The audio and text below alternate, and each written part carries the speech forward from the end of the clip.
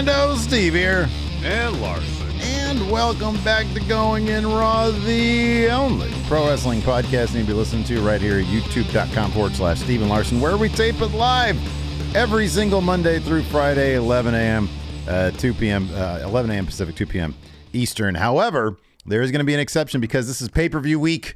So tomorrow evening, we're going to be doing, I believe, a watch-along as well, right? Yeah. Of SmackDown. Yeah. Watch-along of SmackDown. And then we'll do our review right afterwards, I guess, during Rampage. Yeah. Because it's Rampage. There's no AEW pay-per-view this weekend, so. Right, exactly, yeah.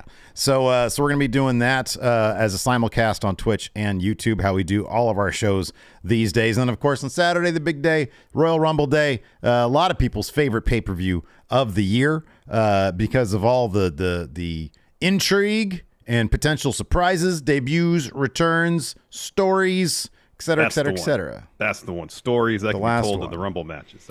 I want old washed up legends. Screw your stories. I want Ryback. Okay, just gonna throw that out there. Make it official. Put on your predictions thing.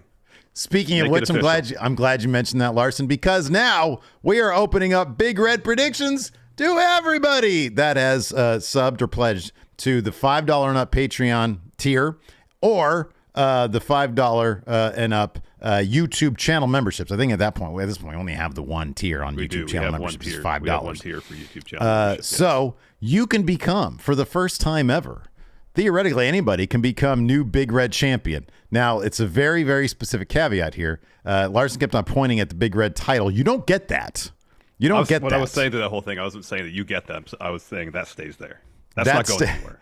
Right, exactly. That's you're marking your territory right there. That stays there. However, it is guaranteed peed on. However, what we will do when the winner wins, when we determine who the winner is, we're going to digitally put the Big Red title on them in a picture of their choosing. Now, look, it doesn't even have to be a picture of them. If somebody wins and they're like, I don't really want my picture out there, you can send us a picture of LA Knight.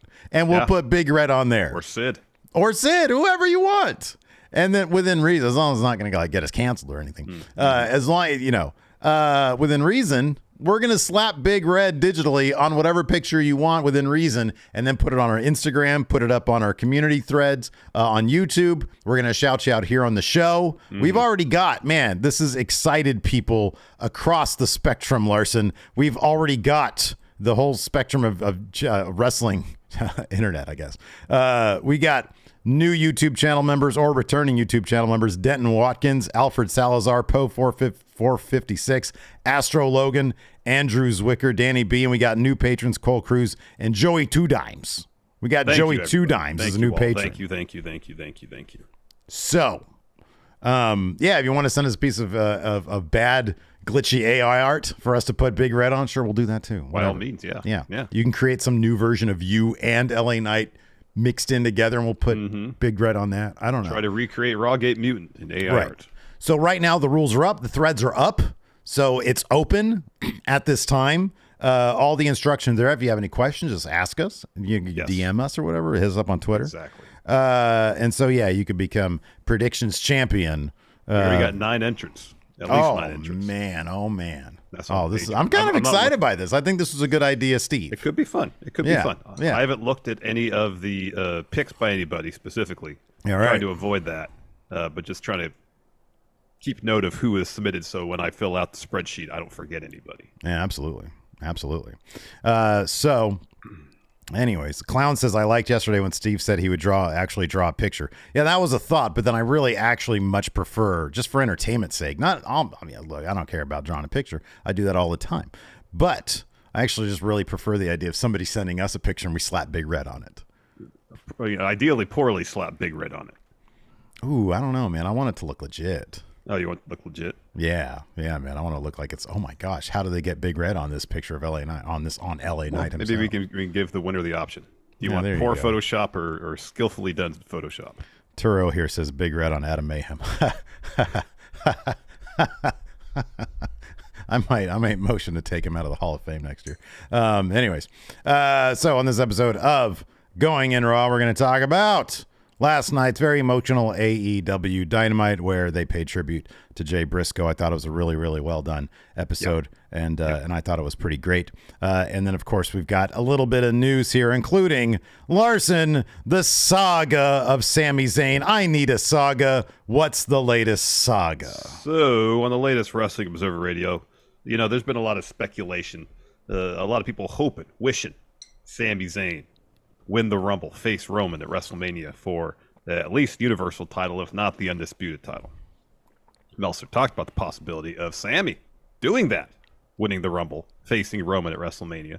And this is what he had to say, quote, these transcripts come to you from Wrestle Talk. The goal from the Roman Reigns standpoint all along has been to make Kevin Owens and Sami Zayn into stars. And that's actually worked. But obviously, the original plan was not Sami Zayn to face Roman at Mania. And even as late as a couple of weeks ago, they were trying to find something to not be Sami Zayn. This was not the long-term plan of Roman Reigns, Sami Zayn, WrestleMania main event. The plan was not Sami Zayn becomes a superstar. The plan was just do a few key things with Sami Zayn, then we'll ditch him and get rid of him. Because it clicked, to their credit, they saw that it clicked. And it was like, well, let's make him a star this year or this season, and that's what's happened. So there's more here from Meltzer about what Roman might actually be doing at Mania, but let's take a break here to talk about Sami. Likelihood of him being in the Rumble and then going on to win it. Roman's got some test for him. We don't know what that test is yet. Whether I've seen people suggest he be the special guest ref for Roman's match against Kevin Owens at the Rumble. I've seen a lot of ideas and theories floated around. We haven't seen or heard anything concrete as of yet. We're going to have to wait till the Rumble to find out. But, for the longest time, we thought the conclusion of Sami's story as it relates to the Bloodline was him and Kevin Owens tagging to beat the Usos for the Undisputed Tag Championship. Sure. Given what we saw on Raw with Jay coming to Sami's defense during his trial, that seems less likely at this juncture. Dude, we've got a clip from our show the other day that I made into TikTok and YouTube short form and Instagram reel form, right? Because that's what we do these days. And one of our viewers, one of our friendos, suggested the idea, because I saw the clip again on Twitter. Somebody sort of pointed out some details when Jay says to the crowd, if you want Sami Zayn to remain Bloodline, throw up the ones, right? And Roman's reaction to that, which looks like he's drowning, by the way, which was a detail I wish I'd gone back and watched again to see Roman's reaction. He looks like he is under it. Like, and the whole thread, the whole history of Roman Reigns and betrayal factors into this, I think, heavily. Yeah. What happened last Rumble? Seth beat him playing mind games by DQ, but Seth is the only guy to get any sort of win on Roman, really. If because the Cena thing didn't really, that was Sami. So the idea of betrayal is a big one. Now, I think that obviously for business reasons, they wanted The Rock. Who wouldn't? It makes all the sense in the world. Plus, you can incorporate that story into what's going on right now. Yeah, easily. But given that there's no Rock anymore, man, if you can go back to, it's been since the Saudi show, the Logan Paul show, that there hasn't been something like from that point on, going on like almost 3 months now. It's been all Bloodline. Roman's had basically two matches. He had the War Games match, which was Bloodline Kevin Owens. That was the big story there. And then, Kevin Owens then enlisted the aid of Cena, which was another story beat for the Bloodline.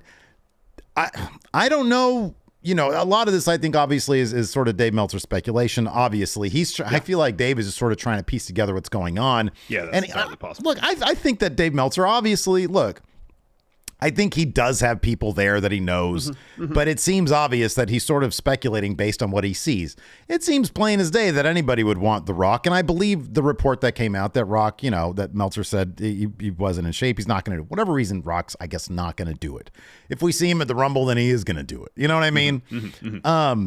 So from a business standpoint, yeah, you want the biggest match possible at WrestleMania, but dude, at this point, the story is the thing. You look at the huge number on Raw 2.6 million were watching the trial of Sami Zayn because that's what it started out at, right?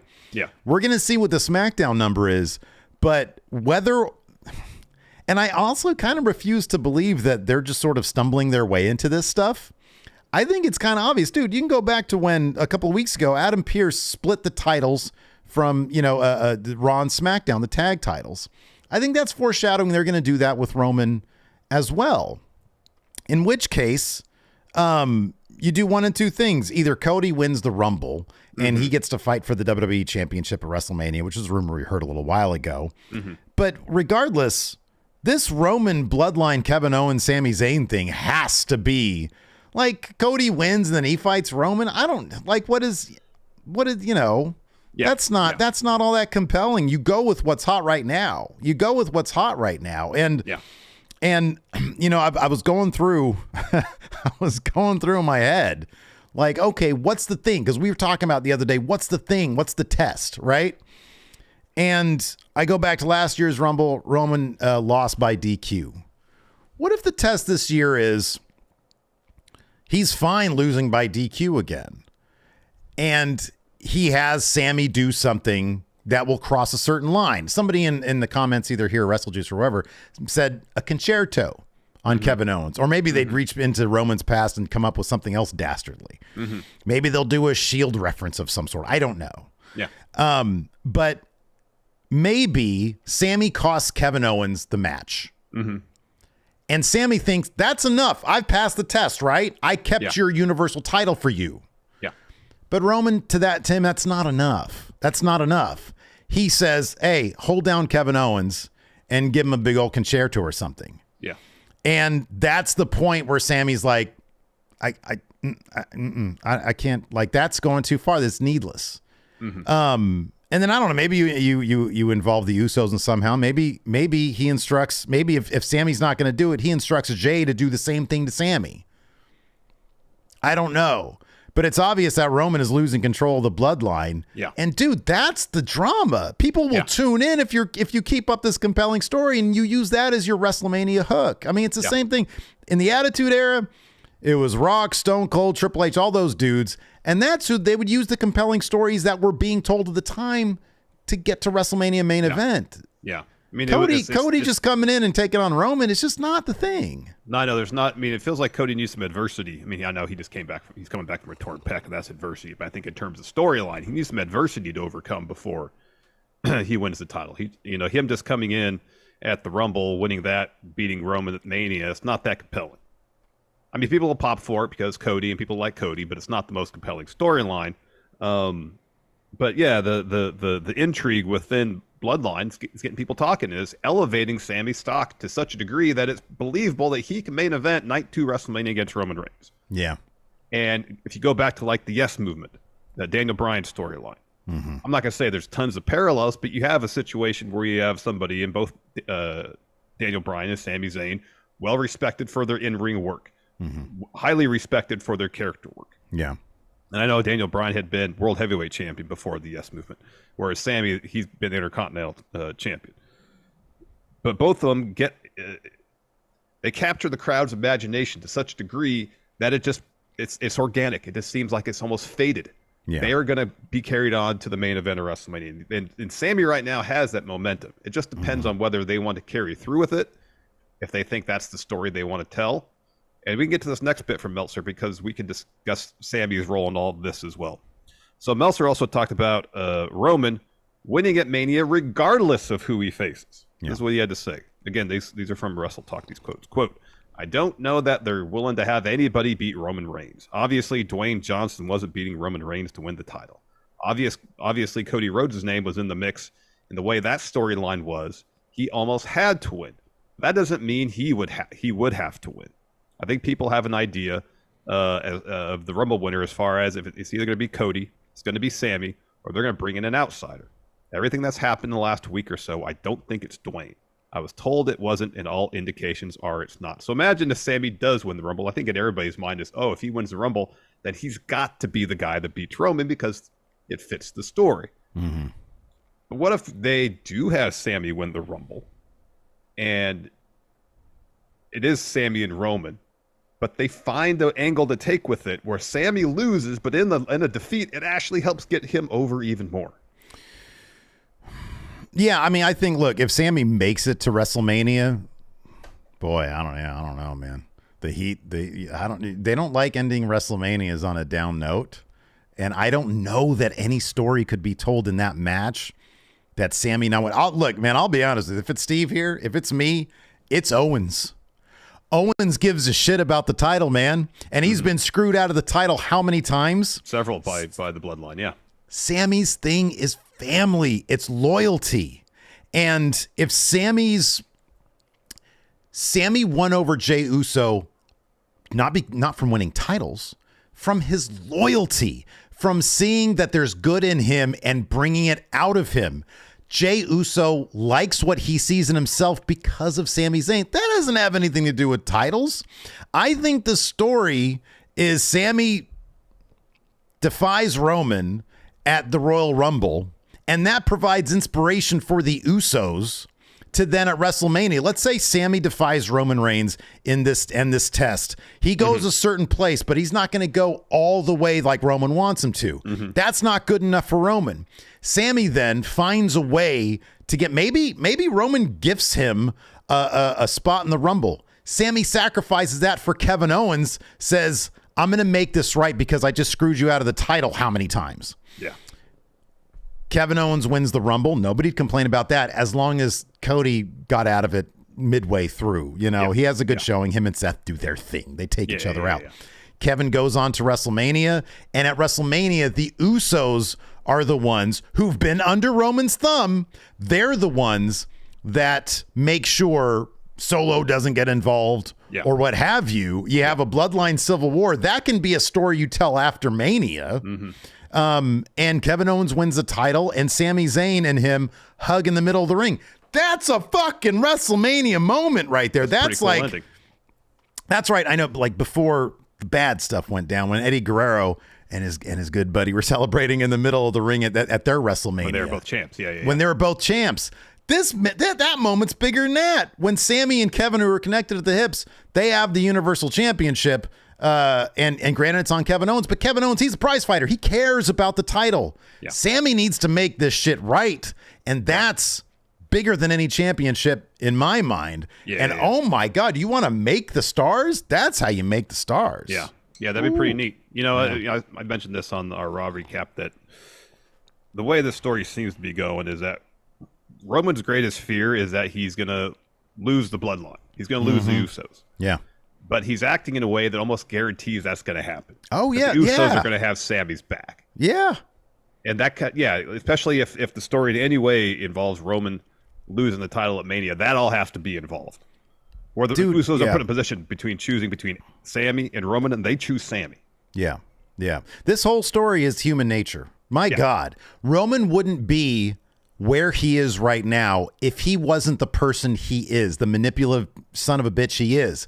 That's how he got to where he is. But inevitably, it should be his undoing. Yep. That's the human nature aspect of the story. That's why it's been so good. And I mean, I get you want The Rock and all that in the main event of WrestleMania, but that's not going to get the biggest pop when he beats Rock. I know it'll get the biggest gate, but that's already sold out. It'll have the TV deal. Yeah, I know. Yeah, exactly. It adds value. But man, you want that biggest WrestleMania moment possible. Kevin Owens, with the help of the Usos and Sami Zayn, wins that Universal title. Got to make that official, Steve. You can pick Owens to win the Rumble in our predictions. Oh, I might. That's possible. I might go with my fantasy book. Absolutely, because I think it's a good one. It's a good story. Well, that's the story they're going to tell, though. Yeah, I don't know. Let's see here. We got a couple super chats. Chase Bowder says this is starting to get that Kofi Mania feel. High Plains Drifter says, I think Cody's road to the WWE title is it's going to last longer than we think. I think it's going to make a stop at the U.S. title and some good foods along the way. I think feuds along the way. I want some good foods on the way to WrestleMania. He also wants to know if he wins predictions, if he can get a QA with JR and Larson. No. Oh man. Oh, no, we man. said we've established what the prize is for winning, and none of that involves me talking not gonna to Steve change. impersonating JR. It's not going to change. By the way, we got 465 people watching on the YouTube. Do us a huge favor. Hit that thumbs up. Hit that subscribe button and the little notify bell right next to it. You always get your going in Raw stuff. Yep. But yeah, dude, I don't know. There's a lot of great stories. And man, dude, I honestly look at this story and I refuse to believe that they're stumbling along the way. I think that we would have gotten the trial of Sami Zayn maybe the week after the acknowledgement ceremony. Maybe it would have happened this Friday or something like that, because the end mark there is Roman Reigns saying, Sami, your final test is going to be at the Rumble. He could have easily said your final test is going to be tomorrow at the Rumble. You know what I mean? Yeah. I think all this stuff has been planned out. I don't know beat for beat necessarily, but I think it's been a lot more planned out than Dave Meltzer thinks it is or has been. But I do believe that maybe at this juncture they do know who Roman's going to take on at Mania. Maybe they don't, given The Rock seemingly isn't going to make it. Well, okay, let's talk about that really quick. Yeah. If, let's say, The Rock made it, what would be the Kevin Owens match at WrestleMania? Or let's say Cody wins the Rumble. What's going to be the Kevin Owens match at WrestleMania? I mean, there's a lot of story between now and then in the Bloodline, but what, like, is there... at this juncture, I don't see, unless Jay is put in a position where he has to, like, Roman makes him make a choice between Roman and Sami, and Jay feels like he has to choose Roman at this juncture. Yeah, and so, you know, we get the bit where Jay, you know, with a great deal of hesitation, he's overcome with emotion, but he's like, I got to do this, Sami. I'm sorry. And he beats the hell out of him and sends him on his way out of the Bloodline. Then you can still do Kevin Owens and Sami versus the Usos. Owens and Sami win the titles. And then from that point on, now that titles are out of the picture, now that it seems pretty clear that the first thread is being pulled on the unraveling of the Bloodline, then you can go back to the story of Jay and Jimmy and Sami reconciling. If you want to do that. I'm not saying that's the best option, but if you want to get to the point where it's the Usos versus Sami and Kevin Owens for the tag titles, you can get there if The Rock is going to face Roman. And to a degree, you can kind of kick the can down the road a little bit if you want to visit Sami versus Roman at some point over the summer or something like that. I'm just trying to do something here in our Twitch chat. It says with the teases, I can only guess Kevin Owens versus Solo. That's actually not a terrible... That's not a terrible sort of, you know, B plan if you're not going to do that. Oh my gosh, Brie Marie just dropped a ton of subs here in our Twitch chat. Thank you so much. If you got one, please say hello. We got a package here from Brie Marie. So we're going to open on we're going to do the video on Friendo Club TV.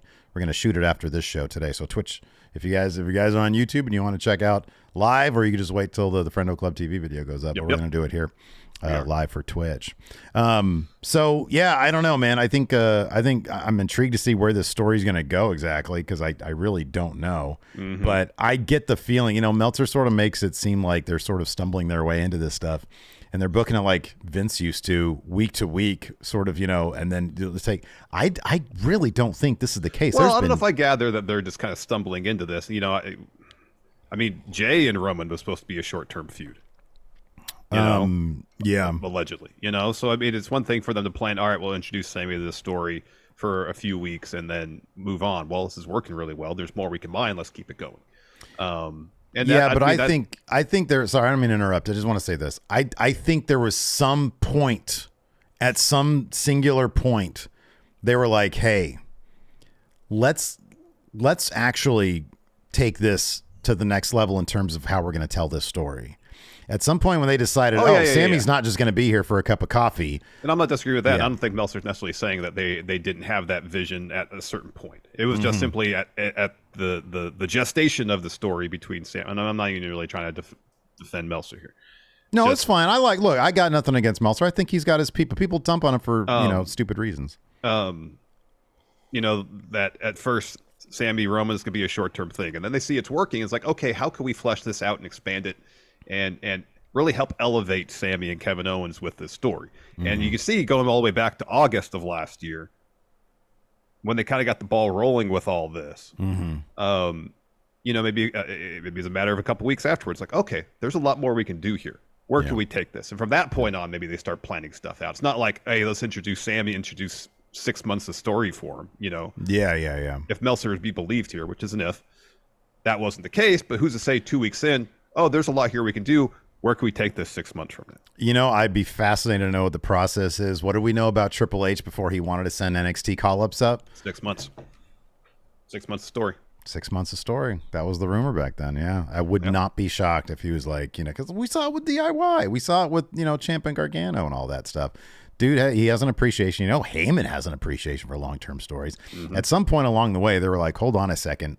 Let's extrapolate this, as far as we can. And I actually think that's what Meltzer's saying. It was initially a short-term thing, but no, there's stuff here. Let's roll with it. This is getting hot. This is catching the imagination of the crowd. What can we do to keep this going? So.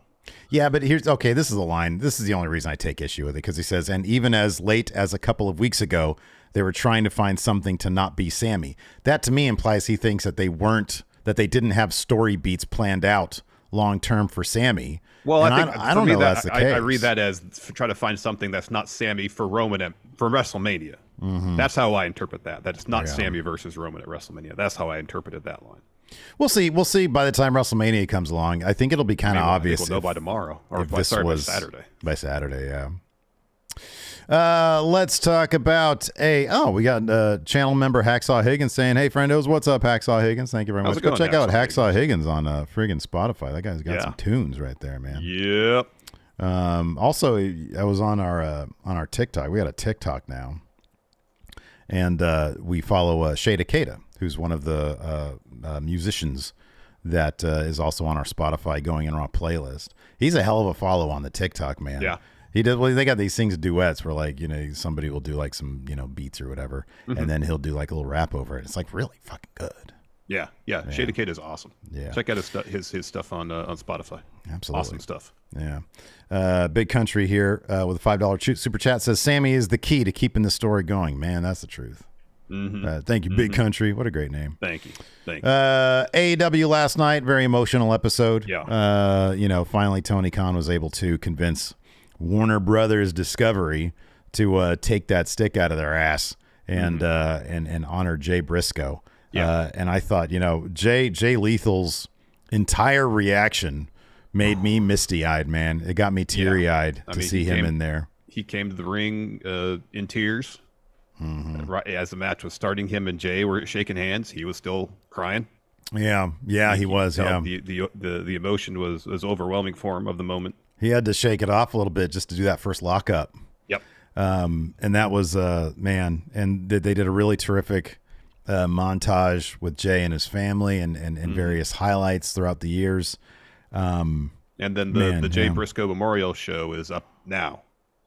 Oh, is that okay? I missed that. Okay. Yeah, it went up late last night. It's up now. I haven't got a chance to watch it. I did see Samoa Joe's little interview bit. Oh, I saw that on Twitter. Yeah, that was good. And it's based on everybody talking about Jay since he passed. It seems like that he had a pretty massive and profound impact on a lot of people. Yeah, right. Yeah. Within the wrestling business. Absolutely. Yeah. And it's good that AEW got an opportunity to celebrate his career, his life. Mm-hmm. His brother, Mark, got to have the match last night. Mm-hmm. It was really emotional episode, and the end when the locker room comes to the ramp, he walks up, gives Christopher Daniels a hug, Tony Khan a hug. It was emotional stuff. It got me. It definitely got me. The shot they did of the roster out there wasn't a dry eye. Nope. You see Hangman, you see Adam Cole. Oh my gosh. Like everybody up there was, they were all, man, oh man. Imagine having that kind of impact on people. Yeah. That's something else. I feel like when it's my time, people are gonna be like, they're gonna have a na goodbye match. Oh wow, for Steve here. No, I'm joking. People love me. I'll shed a tear for you. Oh, I'm sure you will. Samoa Joe wants his title back. Larson, you think he's gonna get his King of Television Part B title back? I hope. I'm not hopeful it's gonna happen. I'm hoping it does. I mean, Darby's going into that match with one bad leg because they really set up in his match last night that he busted up his leg during the Muda final match. He had it all wrapped up. He was limping around. Dude, if you are the wise man to Darby Allin, yeah, okay, yeah, this kid's this is his thing, right? He gets a title and then he burns out. Yeah, he's had been a story. Yeah, 4 weeks in a row successful title defenses, but every match is like kind of a carbon copy. He gets the shit beat out of him, and then he's able to hit him with some stinger moves. You sit this kid down, with your wizened old face. You're talking about Sting. No, man, because Sting ain't getting the job done, Larson. Sting's telling this kid to keep going. Maybe. You got to be the voice of reason. He's hired Larson. He likes you. You sit him down, and what do you tell Darby?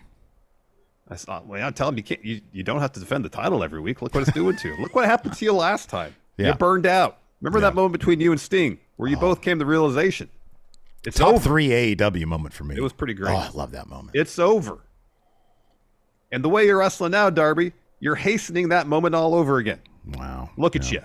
Yeah. Look at you. Look at you. You got give me some Al Pacino in it. Give me some Al Pacino in it. Look at you.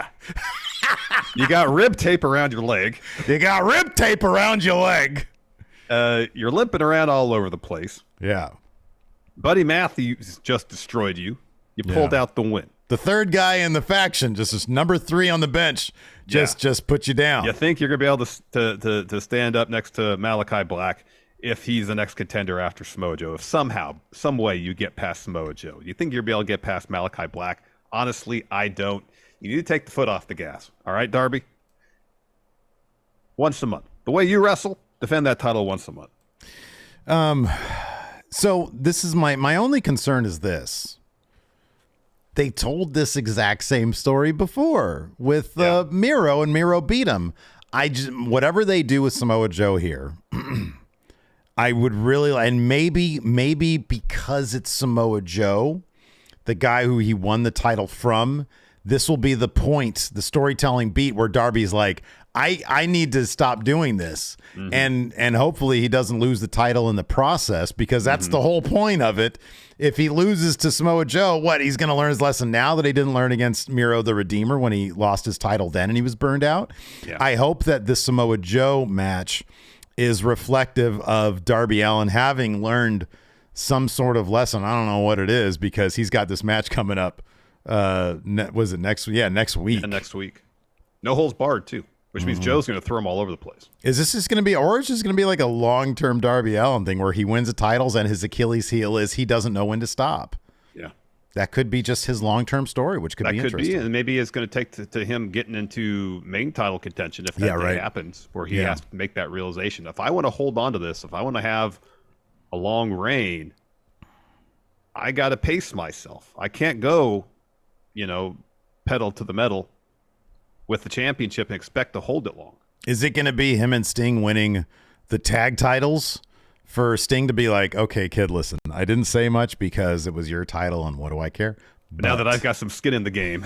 Right, yeah, exactly. He's like, look, I'm on borrowed time. I'm set to retire at the end of 2023. So, I want to make this last. I want to be able to vacate this sumbitch. Yeah, that could be that he has to share that moment with his wrestling dad, Sting. Yeah. For him to make that realization. I don't know. Yeah. I mean, if by somehow Darby gets past Joe, I would think Malachi has to be on deck, and Malachi's going to kick the shit out of him. Oh yeah, if it's not Joe, it's going to be. I mean, it could be that Darby somehow, some way does get past Joe, but he is so.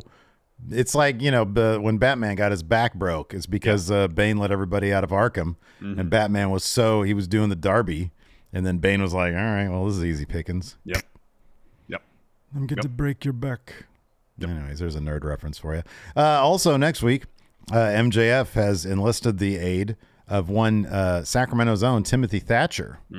And I love the Noah highlights they had of too. Thatcher. He's a lot more sort of manic looking, crazy looking. Yeah. Yeah. If the idea... And someone brought this up on Twitter and apologized for not remembering who it was.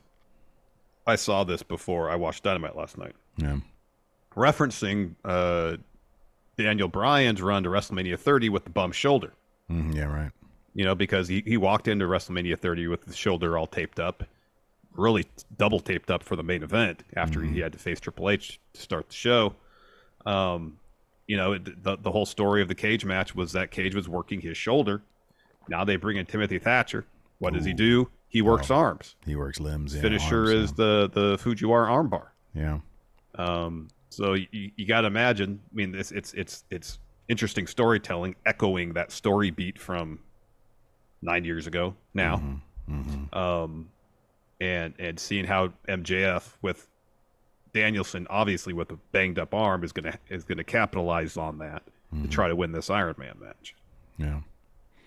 Yeah, I mean, it's going to be a whole friggin' hour, so that's going to be interesting how they tell that. I thought Danielson's promo in the trainer's room was outstanding. Oh, so good. It was so good. It was like the opposite of when Wheeler Yuta walked up to Hangman Page. It's honestly like Wheeler Yuta, not from a wrestling standpoint, from a character standpoint, is on par with Von Wagner to me now. Interesting. He walks up to somebody, I'm like, oh, let's hear what this fool's going to say. Hey, Hangman, don't you talk to Jon Moxley like that. He's injured. Oh, shut up, man. He's a phenomenal wrestler, though. He's a really good wrestler. Really good wrestler. Anyways, so AEW started off with the Jericho Appreciation Society. Jericho and Sammy Guevara, they come to ringside, and Daniel Garcia is with him, still has his leather pants on. Do the little turnaround thing in the middle of the ring. Oh, that's shit. Pants. Shit cracks me up. In my mind, in kayfabe, Garcia's been wearing those pants every day since Rampage on Friday. That would make all the sense in the world. Yeah, he's getting a little ripe. Yeah. Versus Action Andretti and Ricky Starks. Unfortunately, he was not wearing his white pants. I was half expecting Action Andretti to pin. Or either Andretti or Starks to pin Jericho here again to get the win here, but it didn't happen. Systematic cheating. Yeah, it makes sense. It does. To advance the story, it definitely does. Yeah, you can't have Jericho Appreciation Society losing every goddamn thing. No. They got a numbers advantage and no morals. So, yeah. That's true. It's a recipe for a JAS win. Yeah. So down towards the end, Starks hits Jericho with a Rochambeau on the floor. Then Action runs into a boot from Sami. Sami goes up top, looks for a cutter. Action catches him. Has him on his shoulders, but Sammy's grabbing onto the ropes. So Action's trying to yank him off. Sami eventually escapes. The ref is turned, and so Garcia hits Action Andretti with Floyd the Bat. Yeah. Sami follows with the GTH to get the win. Yep. After that, we had a really nice Jay Briscoe memorial video package. Really well done. I didn't catch what the song was. It sounded vaguely like national-ish, but it sounded kind of Coldplay-ish to me. Oh, did it? Yeah, like the vocalist had a kind of a bit of a Chris Martin thing going, I thought. Oh, okay. Yeah, I didn't really get that from it, but it was really, really nice. Yeah. Then we had Buddy Matthews versus Darby Allin. Goes a familiar way. I guess the only thing that kind of bothered me about this is, so they did a bit, of course, lights go down, and they come up. House of Black circa 2022. Dude, you got these two. When are they going to actually make these guys come off like they're a real threat? Like Ortiz comes running down, and then Sting runs them off, and they just make House of Black look like clowns. Yeah. Devmo here says, sorry to interrupt. No, go ahead. Devmo here says the tribute song was New Again by Alto Rowan. Okay. Check that out. That's cool. Thank you, Devmo. Like now I don't want it because he said Coldplay, but... It gave me up-tempo National vibes. I like the National. They're cool. I like the National, too. Yeah, but anyways, Coldplay not so much. This followed the typical Darby pattern. Buddy wiped the floor with him for the better part of 10 minutes. Darby strings a few moves together, hits a coffin drop, gets the win. That Super Scorpion death drop he did was pretty cool. Even though it wasn't the cleanest stuff. It wasn't, like the smoothest, but it was still pretty neat. The intention was really good, though. Yeah, exactly. And so the finish saw Darby. So Buddy, I believe, is on the outside, on the apron. Yeah. Darby kicks him, and so Buddy sells it by kind of like draping himself over the second rope. And then Darby goes up, hits a coffin drop on him to get the win. Afterwards, Shivani gets in the ring. He's putting over Darby's run since he won the TNT title in Seattle. All the people he's defended the championship against, and so on. Samoa Joe shows up on the Tron and says, "Darby, oh little dead boy, what have you done?" In the kingdoms of old, the crime of theft was punishable by having a hand cut off. My kingdom, I'm coming to take everything from you. I understand that gold you wear around your shoulder that you stole from me feels comfortable. It feels right, but know this. I'm coming to take back what's mine. The king will not be usurped. What a great word by a man That's like a great you. word, yeah. In Darby, you will learn that winning that title was the greatest mistake of your career. The king has spoken.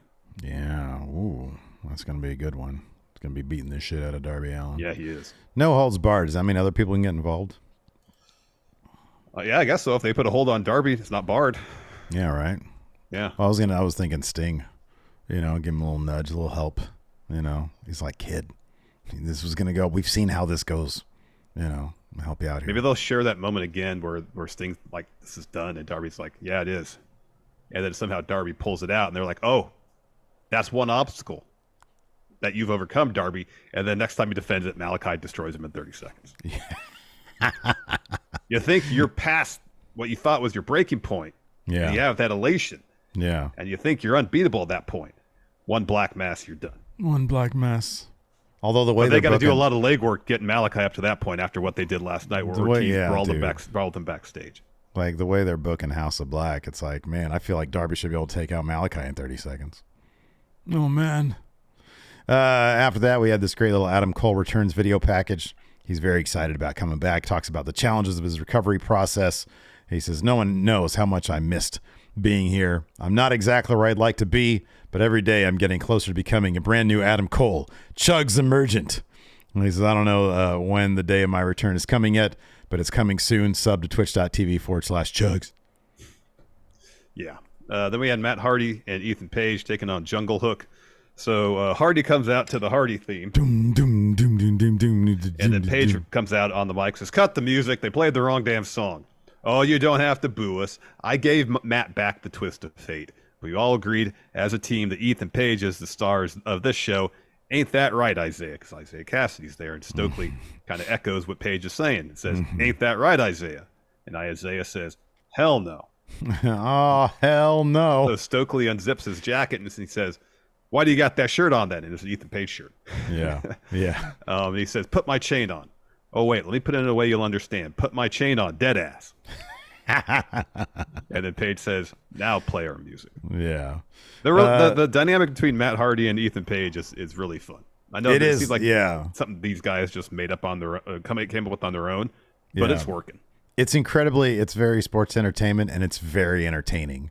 Especially, they're all four of them are in there. And to start the match, Ethan Page pie faces Jungle Boy and then runs, or no, Hook rather, and then runs out of there. And then he gets chased and he starts running away again. This is really good stuff. Ethan Page, I'm really seeing it. It's like I feel like most of his time in AEW, I haven't really seen it. But I think I get it now. Yeah, and I like that Ethan, when the opportunity is best for him, wants to do Matt Hardy's moves. Yeah. Because at one point Matt Hardy does the the double axe handle off the second rope, and Ethan goes, "Oh, tag me, and I want to do it too." And he does it, and later on, Matt Hardy's about to hit a twist of fate. Ethan's like, "No, I want to do that. I want to do that." So then Hardy tags him in. Page looking for the twist of fate. Instead, Jungle Boy counters with a snare trap. So then Ethan Page is trying to crawl to his corner because Matt Hardy's there to tag him in. But then Hook comes around, pulls Hardy off the apron, and Page has to tap. Yep. Oh yeah, people are pointing out here in chat. I didn't even think about this. Wardlow is just going to help out Darby Allin probably. Oh, that could be. Yeah, he's been off TV for a long time. He's going to have his fancy haircut and everything. Yeah. Yeah, because Joe took his hair. Yeah. Yeah, that's true. Maybe we think Wardlow's going to beat Joe for the TV title? You think they're going to put Wardlow in Ring of Honor? Should they? Would you? Yeesh. You'd get him a lot more reps on the mic because he needs it. Would it, though? They don't even have like a normal TV show. Well, they will at some point. I like this next bit, and mainly because of Anthony Bowens. So, I thought Austin Gunn was really good in this too. Oh no, I thought the Ass Boys were great in this, but there's one line from Bowens that fucking killed me.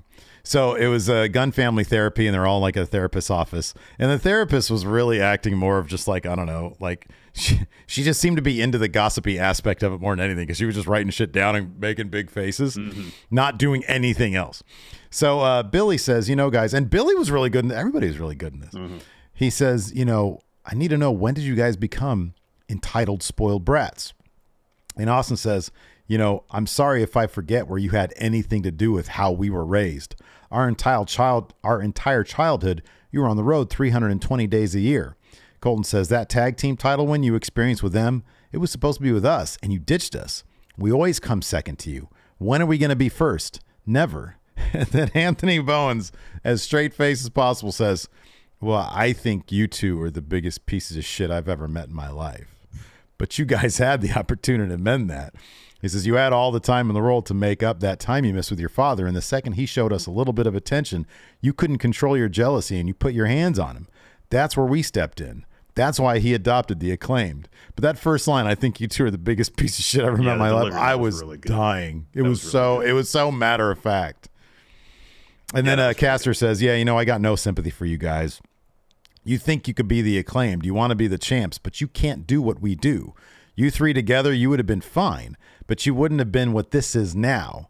Now you wouldn't have the top T-shirt. And Austin interrupts and says, that's funny coming from you. Who helped you when your partner was in a wheelchair? We did. And then you and your raps, you called us ass boys. We were supposed to be friends. This is all actually really good stuff. Yeah, it is. He says, we were supposed to be friends. And when you were in the wheelchair, pointing to Bowens, when you finally got out, you hit my brother in the head with a crutch. And we're the bad guys? It's our fault? So they start bickering a little bit. And Billy says, okay, hold on. I get both points. You guys, pointing to his sons, just took the easy way out. What happened to you? He said, and Colton says, our faults as sons are your failures as a father. And Billy's like, whoa, that stings. There's the look on his face. Takes a deep breath, says, okay, hold on. This has to get resolved. It's too much. I can't handle this. He says, so what is it that you want? What'll make you happy? And Austin simply points to the tag title and says, those. I thought it was and then they leave. I thought it was a really smart move to make this as sort of straight and I'm going to say realistic, but this could have easily been played for comedy. Yeah, yeah. And it wasn't. No. And I thought that everybody in this scene, including the direction, it was just very subtle, nothing too, Yeah. It was lit well. Yep. This was good. This was really good. That was really good. And it was, it gave the Gun fairly Club short too. It was. It didn't overstay its welcome. It gave the Gun Club an opportunity to lay out their point of view, and they make good points. Mm-hmm. Yeah. Yeah. And it's not such a stark, good guy bad guy situation. Yeah. It's like you listen to what Austin and Colton have to say, and it makes sense. You can understand their perspective. Yeah. Right. And that's kind of the best stuff when it comes to storytelling. Is okay, I may not agree with what the villain in this case is doing, but I understand why they're doing it. Yeah. Right. After that, we had a Hangman interview. Renee says, last week you talked about what's next. I want some clarity on what you're hoping to accomplish going forward. And Paige says, I like this answer. Sometimes you ask questions we really don't want to answer. He says, I don't want to get too far into my personal life, but I will talk about wrestling. The more I look forward, I can't help but to see back to Ohio, where this all got started with me and John. I know right now we're 1-1, and next week we're in Dayton. So what's next for me? Next thing I like to do is the impossible. Knock out John Moxley in Ohio. Ooh, and then Wheeler Eunice steps in. Go ahead, Steve. Says, you're right. It's going to be impossible to knock out Mox in Ohio. And while Mox isn't cleared tonight, he'll be ready, and he accepts your challenge. Why is this guy speaking for Mox? And I don't speaking know. of, yeah, right? He accepts you. He just laid out the challenge. What if Mox is like, I don't want to do that? He continues. And speaking of challenges, while you're running your mouth about someone who's not medically cleared, so how about you fight me this Friday on Rampage? And Paige just fucking laughs at him. Says, yeah, sure, okay. He says, I have a question. I know, the way he said, yeah, sure, so dismissively. He did, yeah. Yeah, sure. So, yeah, sure, He's okay. got to laugh at him. Yeah, he was. He was stifling a laugh. He says, Wheeler, I have a question for you. Why do you think that what happened to John won't happen to you too? And he taps him and says, see you Friday. Oh. Wheeler's just, oh, I love Hangman. Hangman is the absolute best. So good. He says, yeah, sure, okay. Yeah, sure. Oh, that was so good. So then we got Bryan Danielson versus Brian Cage. It was a really fun bout. Brian Cage was just destroying Danielson's shoulder throughout. Yeah. It started with Danielson's looking for a missile drop kick. Cage evades that, and they hits a press slam on Bryan Danielson, drops him basically on the top turnbuckle. And then he German suplexes Bryan on his right shoulder, hits like a capture belly to belly on the apron, and is just destroying his arm for the rest of the match as best he can. And then the finish sees Danielson locks on a triangle. Cage powers him up. Bryan transitions to an ankle lock, then hits a leg capture suplex. Cage responds with a super kick. Bryan hits a kick of his own, looking for a knee plus. Cage catches that, hits a buckle bomb, a power bomb, looking for another power bomb. Danielson reverses that into a victory roll to get the win.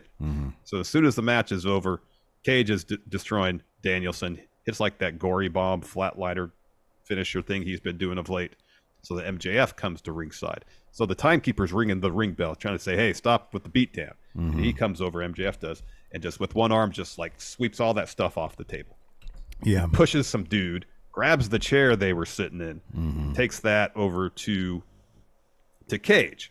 So the Cage puts the chair around Danielson's arm, rams it into the ring post. So MJF tells Cage, put Danielson in the ring, and he does. And so MJF starts hitting some ground and pound, tells Cage to get in. Cage wraps the chair around Danielson's arm again and holds Danielson down while MJF goes up to the second rope. Takeshita runs to the ring. MJF flees. Cage takes a swing at Takeshita. He ducks, hits Cage with a jumping knee, and Cage leaves as well. You know what I really appreciate about that match, too, is that Bryan had to escape Cage. And I feel like it would have been easy if anybody else was doing this to be like, oh, yeah, I'm going to beat him. And it's like he did, but he was getting worked, and it took a roll-up, like sort of a surprise roll-up to get that win. So he sort of escaped him rather than actually beat him. And I appreciate that Bryan Danielson would do that for a guy like Cage. I mean, I don't know. Maybe it was Tony Khan, whatever decision was made. Because Cage, as a competitor, should be, he's one of the Ring of Honor 6-man guys. Yeah. He should be respected a bit more than, getting, beat by Danielson by tapping out or like you lose it in 2 minutes or something like that. Right. Yeah, exactly. Yeah. No, I hear you. Then we have Doc Samson's checking on Danielson in the locker room. Renee walks in and asks Doc Samson, what Bryan's injury is. And so he diagnoses it. I can't remember exactly what he said. And he says it's not looking good in his medical opinion. And Danielson says, I don't care what your opinion is. Can I wrestle or not? And the doc kind of stumbles through his words, eventually says, well, right now, no. And Danielson just says, yes, I can. Yeah. You said I had a partially dislocated whatever. I wrestled 60 goddamn minutes with a separated shoulder. Ain't nobody stopping me from wrestling. Max, do you think there's a monster behind the mask? Do you know what I think's behind the mask? Fear. Because you're afraid of getting hurt, afraid of being exposed, and you're afraid that I'm going to take the one thing that you value more than anything in this world, and that's the AEW Championship. But I'm just not going to expose you, Max. I'm going to show the whole world that what's behind that mask is a fraud. And the person that will be and should be the next AEW champion is Bryan Danielson. He turns to the doctor and says, and you're not telling me I can't wrestle ever again. And Doc Samson is like, has a grumpy look on his face. Yeah. After that, we had Toni Storm versus Ruby Soho. We get a quick Toni promo saying last week Ruby came out and stuck her nose in my business just to help those homegrown idiots. A picture-in-picture thing. Just to help those homegrown idiots. You seem to have forgotten who you are. We're friends, but right now you're acting like some kind of misfit. And then Ruby has a promo too, another video thing. It says, I worked my ass off to be taken seriously in the wrestling business to make it here to AEW, the best company in the world with the best women that I fought with, that I bled with. They gave me that opportunity. And you want to look down on them, Tony? You want to disrespect them because they started here? Everybody's journey starts somewhere, Tony. But your journey and this new attitude of yours ends with me. Mm-hmm. Yeah, I love this match. I thought it was phenomenal. It was tons of fun. This was great. Yeah. At one point, Ruby hits Tony with a knee to the nose, and Tony is just returning from a broken nose. So it's like really selfish. She's covering up her face, and she's telling the ref, "Stop! I can't go anymore." And the ref's checking on her, and Ruby hesitates. Yeah, she gets sympathy there. Yeah. Yeah. And so then Tony takes advantage of the situation because she was swerving, yanks Ruby into the bottom rope, follows with a German suplex, a hip attack, a tornado DDT. Ruby kicks out of that. Tony's looking for a Storm Zero, and Britt Baker walks out to the stage with the music to distract Tony. Mm-hmm. Then Ruby hits Storm with Destination Unknown to get the win there. Yeah. That was originally supposed to be the three-way there with Britt Baker. Yep. So after that, we have MJF. He's like hiding in a closet somewhere. He says, my apologies for having to speak to you in a dimly lit locked room, but unfortunately some people can't seem to control their emotions around here. Takeshita, he says, yeah, I know how to pronounce your name, but I still think take a shit is hilarious. But hey, I can't force the fans to have taste. But I have taste, Takeshita. I think you're really talented. Inside that squared circle, you are very, very talented. But unfortunately, you're up top, you're a little bit smooth-brained. He says, you think it's a good idea to dance with the devil. I'm here to tell you, you can't match my tempo. So stay out of my business or there will be consequences. Speaking of which, Bryan Danielson, how's that wing of yours, man? Bet it's hanging on by a thread. But you're going to keep on marching towards Revolution in March, and that's 1 hour Iron Man match because you're so brave. You're a valiant warrior, a hero. At least that's what the fans think of you. But I know better. I know you're obsessed. Just like I'm obsessed with Triple B. This belt gives me a reason to get out of bed in the morning because this belt stands for the simple fact that all my hard work, blood, sweat, and sins, they're all worth it. This belt turns my catchphrase into a fact. This belt is the only thing I've had in my life that made me feel whole, and you want to take that away from me? Why, Brian? Don't you have enough, man? Loving family, adoring fan base, first ballot Hall of Fame career, but no, you need to take away from Max? See, I know the real reason why, Brian, because just like me, you got a hole in your soul and you're trying to fill it. But I'm not the one to get that job done, Brian. Know this. Tonight was just the tip of the iceberg, and if you keep threatening to take away the one thing in the world that brings me happiness, you're going to find out tonight was only physical pain. Physical pain is fleeting. You don't want me to get to the mental pain, Brian, because that really leaves a scar. Now, this week, Tony Khan has issued an open contract to any man to fight you on next week's Dynamite, so I made a call to a gentleman who loves inflicting pain. It's been a fun ride, Dragon, but I'm afraid it's over.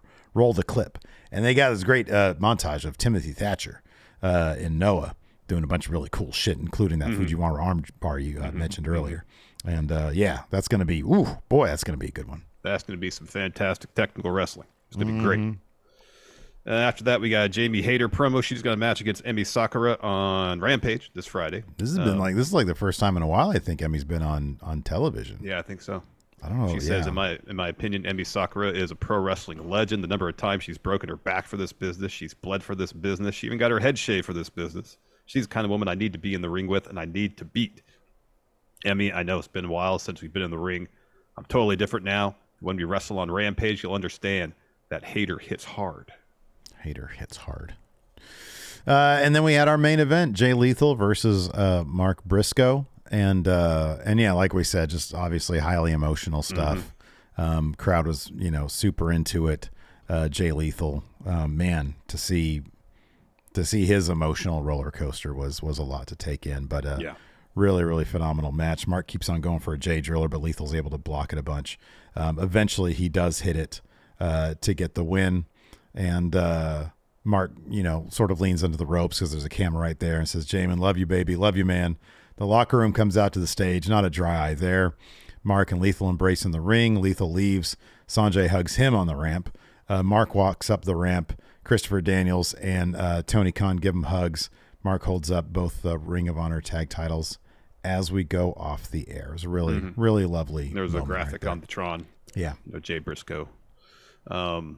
Yeah, it was a phenomenal match. The strength that it took from Mark, so soon after his brother passed to come out here and put on a hell of a match. Yeah, against Jay Lethal. I mean, that froggy bow spot off the top of the timekeeper table. Yeah, oof, I know. Oof. Oh my God, yeah, golly. Yeah. So it's I'm happy for Mark that he's got an opportunity to honor his brother, and happy that Warner Brothers reversed course on their stance that they weren't going to allow the Briscoes on television. And hopefully we'll see Mark more in the future on AEW. I hope so. That'd be cool. That'd be really cool. Yeah, absolutely. Got some super chats here. Big Country says, after that match, I bought the Jay Briscoe tribute shirt. So yeah, 100% of the proceeds from that shirt. Family, yeah. That's available right now at Pro Wrestling Tees or AW Shop, one of the two. We got a new member, Chris St. Germain. Chris, thank you. You can now enter your predictions to become new Indeed. Big Red but champion. Not that one. Not that Big Red. Jonathan Contress is the new member as well. You too can do that. Big Country here says it got real for sure, talking about the Gunn family therapy. It's a really good segment. Yeah, really good segment. Yeah. Big Country also says, love that impression, Steve. Gets me every time. The Wheeler one, yeah. Oh, thank you, Big Country. Oh, but don't talk about Mox. Naso here with the super chat says, hey, friendos, when can we expect the Larson versus Sting ladder match for the custody of Darby Allin? Hey, I'm your SA. I'm your new Papi SA. I gotta get in better ring shape. I'm like The Rock. I'm not ready for in-ring action yet. Sting's no joke either, man. Yeah, I know. Chicken Beam says, who do you think will have a better comeback from injury, Adam Cole or Cody Rhodes Bebe? I mean, Cody's going to get the spectacle and the pageantry. Yeah. Not to say they're not going to pull out, AEW's not going to pull out all the stops for Adam Cole. I think they will. But, WWE is just going to focus on the spectacle of Cody returning. Like they've already had with those video packages. Yeah, right. Yeah. So by that nature, Cody's is going to seem larger and more impactful. But, I would say if booked right, they're both on a course potentially to be world champions. Mm-hmm. Yeah, no, I agree. Chill Gaming. I think Cody's probably going to be a more immediately impactful. I think so too. I mean, MJF's going to have a pretty significant reign as champion. So yeah, it might be a while before Cole gets it. Chill Gaming says, what advice would Jim Ross give Darby if he was his wise man? Oh, man, Darby, look, here's the thing, Darby. If you're feeling kind of down and out, if you're feeling a little beat up, just go in the bathroom and crank one out, son. That's all you got to do. Just go find a stall, make sure that people know not to come in. And you just crank one out right there. You feel like $1,000,000. That's what good old JR does. That's what horny JR does. You got your phone now, you can put up some pornography. Oh my gosh. Just crass. It's too much. It's crass. It is crass. And honestly, exceptionally crass. I don't want to use the restroom knowing that somebody is, beating some meat in there. That's horrible. We got all questions right here on the Patreon. Patreon, come on, the show's called Going In Raw. Oh man, Larson, why are you so anti-horny, Larson? I'm not anti-horny. The natural thing for a man that touches meat. What do you want? I just do it because it fucking makes you laugh. Be so crass, JR. Patreon. I'll just do it to make you laugh, Larson. Also, I firmly believe it. It's okay. Feeling down, Larson, just go in the bathroom, crank one out. Feel like $1,000,000. David Matushak here on Patreon.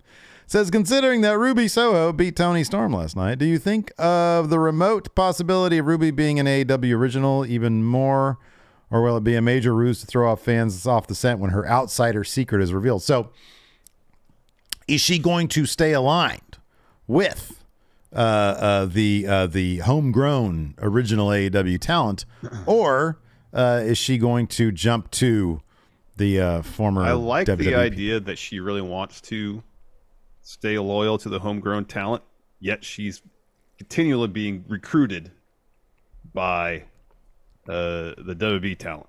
Mm-hmm, yeah, like she's caught in the middle of this whole thing. Yeah, right. Yeah, and I like Tony. In her promo before the match, like, "Hey, you're one of us. Mm-hmm. We're friends. We shouldn't be fighting." Mm-hmm. I like that kind of stuff, and I think that's the kind of stuff should continue, especially because Ruby is beating Tony and anybody else she and Saraya may recruit to join their side of things. Yeah, I think that'd be interesting. Let's see here. Cameron Bortolazzo says, what would be the price you would charge to break a coworker's arm? My goodness! Wow. If I was like, I charge to let Hilton break your arm, Steve. Yeah, right. Yeah, man. I don't know how much. How much would you give him? No, I'd charge Hilton. I don't know. I'm not going to break anybody's arm. I don't have. You would charge Hilton to break your arm for you because you're going to give. No, MJF is giving Brian Cage money. Oh yeah, that's right. So you're hiring somebody to do that. Yes. Okay. Hiring Hilton. So you would be hiring Hilton. Yeah. Yeah. Because in your case, it was like he would give you $100 to break my arm, but why would he give you $100? Yeah, no, I was just reversing the roles where Hilton would be MJF and I would be Brian Cage. Okay. Yeah. All right. Or no, I'd be MJF and Hilton would be Brian Cage. I mean, dude, on the basketball court, I break your ankles for free, so. I get my wins here or there. Blake Whitehouse says Jade's undefeated streak holding her back at this point. She's a star, but whenever she's on the show, it's usually a low point of the show. It feels like because of the lower level talent. Yeah, they always feed her like, she's not surrounded by a ton of great talent. You know what I mean? Like, yeah, they need I don't know what they can do with that. They either need to get her in a title for the AEW Women's Championship or just take a completely different tack with how they're booking her, because right now it's just kind of the same thing over and over. I like Jade a lot. I think she's gonna be a massive star, but now it feels like the time, especially because she's 49-0, right? Mm-hmm. Yep. Give her that 50th win and then push her up to challenge Jamie Hayter. Yeah, no, I agree with that. I think that she is she has too much potential. And especially like if your story right now is AEW homegrown talent, she's like top of the class right there. Yeah. Cruz says Earth has to send someone to represent humans in a space tournament to the death. If Earth's chosen loses, Earth is destroyed. Who is Earth sending, and why is it Brock Lesnar? Well, so here's the thing, though. Who would Earth send?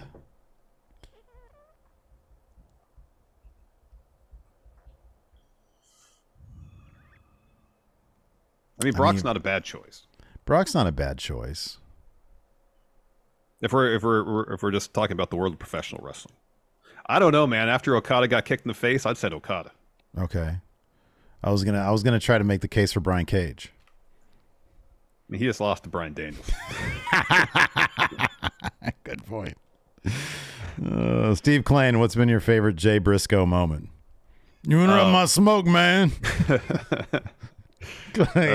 How much for the clubhouse? Yeah, that was great. That was Mark. That was great. I mean, as far as wrestling moment, I've watched the finish of his match against Kevin Steen when he won his first Ring of Honor title, and that was pretty cool. The part in Ladder War when he comes through the ladder, the brace, and with the Doomsday device. Yeah, that was great. Yeah. Big Country says John Cena because he never loses. I mean, he lost to Roman Reigns. John Cena, if you could win the fight by roll up, then maybe John Cena. Maybe. Although he wasn't successful in rolling up. That's a good point. Reigns to win either. That's a good point. If I want anybody, if it's win by roll up, I want Bryan Danielson. He's Cena just a small package. Cena also telegraphed it though. His entire feud was, "I'm going to beat you by roll up." I know. Cole Cruz asks, who has a better chance of showing up in the men's rumble, Jay White or Great Muta? Oh, Jay White. He is my pick for debut. Yeah. Oh yeah. Oh my God. Yeah, absolutely. Hopefully you don't hold on somebody's face in the ring the entire time like they did with AJ. I know. Shavon here asks, which legend from the DX segment would you guys love to have seen face Gunther in their prime? Oh, Kurt Angle. Kurt Angle versus Gunther would have been incredible. Or Shawn Michaels. I mean, honestly, just Road Dogg. No, it's Shawn Michaels. Kurt Angle's a great pick, but I think for me, it's probably Shawn Michaels. Oh my God, that'd be amazing. Damn, dude, I watched that on Smash Zone tonight. We should watch some Rumble eliminations because I watched the Shawn Michaels 95 one. That dude was playing with fire with how close his feet were getting to the floor. Oh my God. It was 35 minutes of him barely getting eliminated. Yeah, I know. Or barely staving off elimination. I know. It was awesome. Rumble gets dumped on. What? That Rumble kind of gets dumped on too. Oh, really? It does it? Yeah. 95 is considered not a good. I didn't watch the entire thing. I just watched him and Bulldog do their thing. Yeah. Oh, that was awesome. I watched that one at Hilton's house live. Really? In 95? Yeah. That's cool. Were you on the edge of your seat there? Dumped on a little bit. What's that? Were you on the edge of your seat? Does it have like a really weak field? 95 was not a good year. It was not a good year. It's a short Rumble. I think it's only like 40 minutes long. Oh, wow. Let's see here. Crane Pool, how do you think Tony Khan is going to handle the Ring of Honor tag team titles? I think what Crane Pool, he says here, might be the way to go. Have it remain vacant for a while, then find a tasteful way to find new champions. I'll say this. If it's his desire, I mean, look, the Briscoes have been wrestling since they were teenagers. Mm-hmm. Maybe have Mark find a new partner to continue on being champions. Mm-hmm. You know, I mean, it keeps him involved. It keeps him going. He keeps him as champion. Mm-hmm. You know, I don't know what the plans are for who's going to be in Ring of Honor or not, but yeah, I mean, you know, would it be out of pocket for him and Jay Lethal to continue to be tag champions? I mean, to honor Jay. Yeah, I don't know. I guess depends what Mark would want to do. Yeah, I think Tony Khan should just sit down with Mark and be like, hey, do you have any ideas for, how to stay involved and how you'd like to honor your brother with the tag titles? Yeah. Would you prefer to vacate them and let's do a tournament in his name or something like that? Yeah, because I think if it is a scenario where they do vacate the titles and having Jay Briscoe Memorial Tournament would be the way to go to crown new champs. Yeah. Let's see. Lord Ziffer here says the Adam Cole video package ended with a shot of the Revolution banner implying his first match back will be there. Who does he face?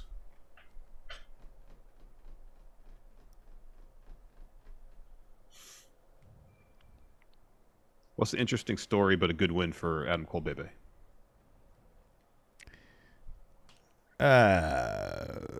Hangman's the other. No, not Hangman. They're both good. You already guys. feuded with Hangman plenty.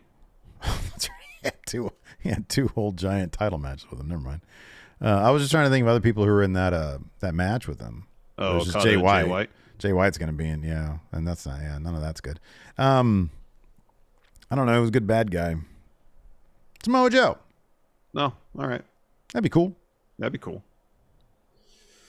Joey Two Dimes asks, who's one AEW superstar you most like to see in both the men and women's Rumble as a Forbidden Door entrant, and who would be the most likely to actually do it? Joey says, I think Adam Cole and Paige would be most likely. I think if it's going to be anything from a Forbidden Door, it's going to be Impact and maybe New Japan. I could see those as possibilities. I don't see AEW being a possibility. But, hey, let's put our fantasy booking hat on. Take that hat off you have on there and put your fantasy booking hat on. Who would you most like to see? And who would most likely be able to do it? Okay, so first off, who would you most like to see? Oh, it's Rainmaker. It's the Rainmaker. It's Kazuchika Okada. Well, it's AEW superstar. Specifies AEW superstar. Oh, is it? Yeah. Well, he's done some time in AEW. Kenny Omega, because I know Seth really wants a match with him. Okay, so that's good. A little bit of action between Kenny and Seth would be good. Be badass. Look, I'm Joey Two Dimes. I'm gonna put on my all promotions hat. How about this? Okada shows up at 15, and who follows him at 16? Switchblade. Oh, he'll never get rid of me, Okada. That would be good. And then Michael Cole has to explain the last 3 years. Whole story, yes, everything about that. Yes. As far as who's most likely to actually do it, Jericho would make sense. Yeah, Jericho. As far as a likely, 1,000% Jericho. I think Saraya is a pretty good answer for likely. Likely Athena. Yeah, maybe. Yeah, she liked Triple H a lot. Yeah. If you can smell a fart near this, dude, this is the same guy. He keeps on changing his name to Funny Things, but the stupid questions thread doesn't let me see the entire thing, so the joke gets cut off. So, I know what this is. He says, if you can smell a fart near this sandwich, referencing our history. Yeah. He says, book a fuck wrestling invasion of the Rumble, but Cody still wins. So it's down to Top Notch versus Cody. And who helps Cody? Butch Bacon. Oh, yeah. Oh, that's good. Yeah, because he's very old school. Cody likes those old and also school he had guys. his own rivalry with Top Notch. Mm-hmm, yeah. But then lobotomized Golden Corraller comes out. Yeah. What was his name? Earl Smothers. Earl Smothers comes out. Remember he got lobotomized? It's funny. You remember Golden Corraller, but you don't remember the actual name. I know. He got lobotomized and revealed in a note or something that he was his dad. Yep. God, what a great moment that was. That was so fucking emotional. Luisa Reza says, who's been some really underrated teachers / trainers in wrestling? Like I hear Al Snow and Matt Bloom trained a bunch of good people. Oh, apparently Lance Storm trains a bunch of awesome wrestlers.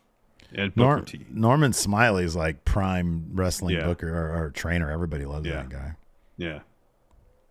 Yeah, Dark Knight Lucha's got he remembers. I creamed in your mom. And it was the most emotional reading of I creamed in your mom. I mean, that's up for interpretation, I guess. Oh man, there was anecdotally speaking, people were telling me that they cried.